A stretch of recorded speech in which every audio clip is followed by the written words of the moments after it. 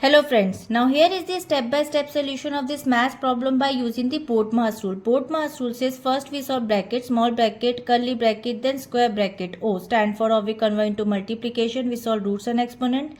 D stands for division, M stand for multiplication, A stand for addition, S stand for subtraction. According to this Portmas sequence, we'll break it down this expression by this step-by-step solution. So first, solve the inside brackets. Bracket must always be simplified first. So now there is a first bracket 3 plus 3, it gives you 6.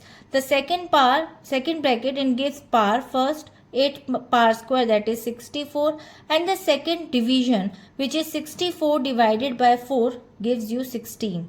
So now the conclusion says 108 divided by 6 multiplied by 6 plus 16. So now this is the current expression. Move to the second step, perform division. Moving left to right, division comes before multiplication. Now we divide the values, and after dividing we'll get 18, and now the current expression becomes 18 multiplied by 6 plus 16.